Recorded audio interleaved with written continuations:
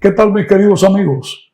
Hace unos pocos días estuvimos analizando en nuestro video número 1 la situación de la Biblia, si es reconocida como un libro en el cual nosotros podamos confiar o es solamente un libro mitológico o un libro sencillamente de historietas judías. Concluimos nuestro tema anterior con la seguridad de que la Biblia es un libro altamente inspirado y de gran utilidad, no solamente en el aspecto espiritual, religioso, sino también en los principios morales, y aunque no es un libro científico, sabemos que la verdadera ciencia ha encontrado apoyo en ella. En el tema de hoy vamos a analizar algo más sobre esto. Y aunque anunciamos que entraríamos en el tema relativo a la profecía, hemos decidido dejarlo para nuestro video número 3, que saldrá dentro de pocas semanas. Verdaderamente, lo que nos motiva es porque hace mucho tiempo se ha estado criticando la Biblia como un libro con ciertas cosas de carácter fabulesco, no digna de confianza. Pero últimamente se ha hecho más popular el hecho de que los primeros 11 capítulos de Génesis son el resultado de la imaginación de escritores antiguos, pero que no tienen nada que ver con la verdad. Esto es admirable y preocupante, porque son ya cristianos o llamados cristianos creyentes que están poniendo en tela de juicio la veracidad de esos primeros 11 capítulos, al punto que se considera que ellos fueron escritos sencillamente como una idea, pero no nada real. Imagínense ustedes, si es que precisamente esos 11 capítulos tienen que ver con cosas tan importantes como lo es, en primer lugar, la creación hecha por Dios en 7 días de tarde y mañana, es decir, días de 24 horas, culminando con un 7º día que dio lugar a la semana. De hecho, hasta el día de hoy, la semana tiene 7 días. ¿Dónde fue que tuvo ese origen? Aunque hubo un intento una vez de crear una semana de 10 días, todo aquello fue un fracaso. Y el ser humano, no importa en qué latitud de la tierra se viva, todo el mundo considera la semana como un ciclo de 7 días. Pero además de eso, en esos 11 capítulos se menciona también, además de la creación del mundo, la creación de 2 seres humanos que fueron los padres de la raza humana. Algunos ponen en tela de juicio que la Biblia dice que el Señor Dios sacó una costilla de Adán. Y uno dice, pero miren ustedes qué clase de historia más irrelevante. ¿Cómo va a ser Dios una mujer de una costilla? Pero es que realmente esa costilla tiene otro significado. No solamente es el hecho de hacerla huesos de mis huesos y carne de mi carne, como él dijo, sino el objetivo de hacer de la institución del matrimonio algo indisoluble, algo que deba permanecer para siempre. ¿Cómo lo hizo Dios?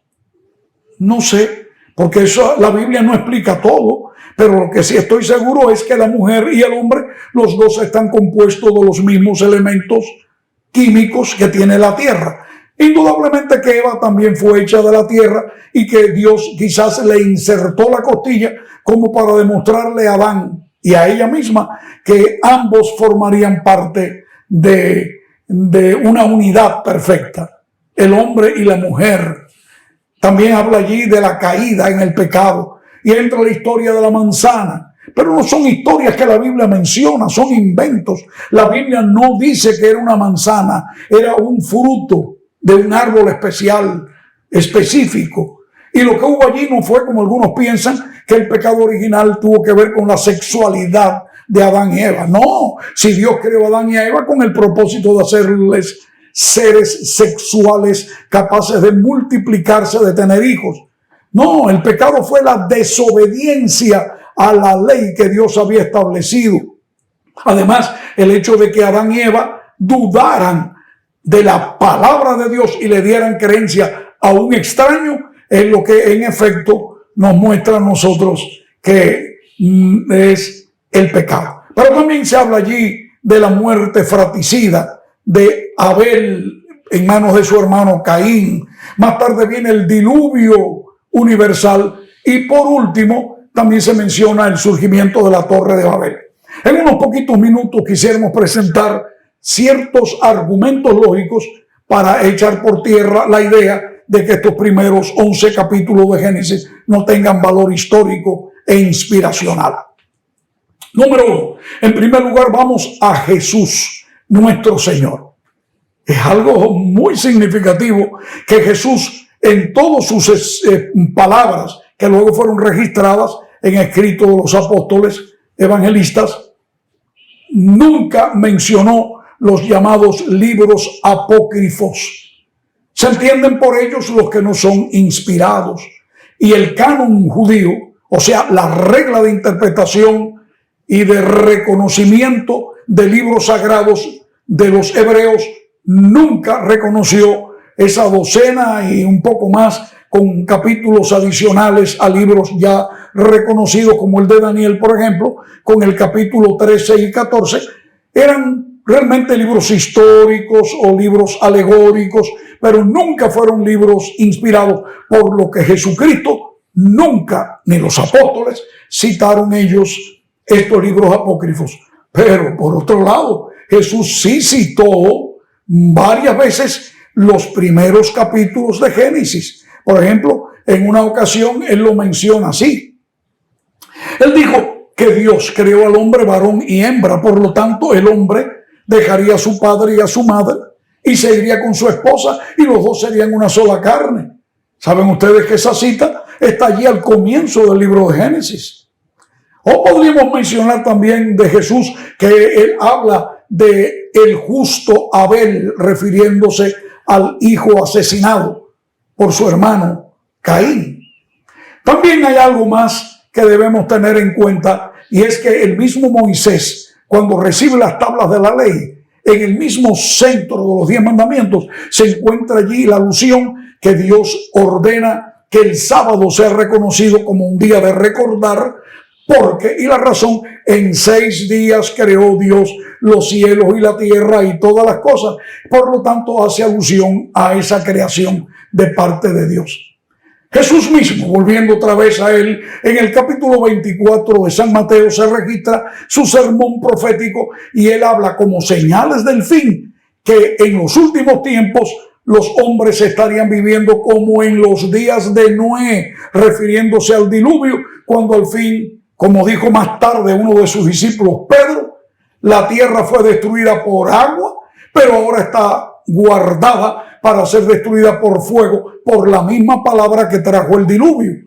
Es decir, que Jesús y sus discípulos creyeron en la veracidad de esos primeros 11 capítulos de Génesis. Podría mencionar también que Lucas, uno de los biógrafos de Cristo, menciona su genealogía de sus antepasados y sigue adelante y entra hasta Abraham, pero luego sigue al principio y pasa por todos los patriarcas que vivieron y se registran en los 11 capítulos mencionados, y termina diciendo que Jesús era hijo de Adán y concluye diciendo hijo de Dios. El mismo Juan, uno de los discípulos de Cristo, está presentando claramente al comienzo de su evangelio, esto es importante, de la misma forma que comenzó Moisés a escribir el libro de Génesis. Este último, en el principio creó Dios los cielos y la tierra, y Juan comienza su evangelio, en el principio era el verbo y el verbo era Dios. Esto es grande, digno de mucha admiración. Yo quisiera mencionar al apóstol San Pablo. San Pablo inclusive habla de Jesucristo como el segundo Adán. Por el primero caímos todos en la desgracia del pecado, por el segundo fuimos salvados y redimidos del pecado. ¿Y qué les parece si les menciono a Judas, a quien se reconoce como hermano del Señor, y él allí menciona a Caín en su corto escrito que está antes de Apocalipsis, y también habla de Enoc, un gran patriarca séptimo desde Adán? No es una casualidad. Es que verdaderamente hubo mucho interés en levantar y presentar estas grandes verdades. No hay dudas, amigos, que esos capítulos son inspirados. Pero les voy a decir algo. El mayor ataque de este movimiento en contra de la veracidad del Génesis, ahí al comienzo, no es de los humanos ni de un movimiento ateo, ni siquiera de un movimiento religioso que ha creído que la creación duró millones de años, como cree la evolución, millones de años, y que Dios creó una ameba para que la ameba se desarrollara, y al final esperó pacientemente Dios a que entonces se hiciera el Homo sapiens o el hombre, para que entonces allí se le pusiera el alma. ¿Es eso lo que dice la Biblia? Mis queridos, la Biblia nos mantiene dos cosas grandes. Y yo veo dos ataques importantes. Si esto que se pretende decir fuera cierto, entonces es un ataque contra el poder creador de Dios, de crear el mundo en 6 días literales, creando así la primera semana.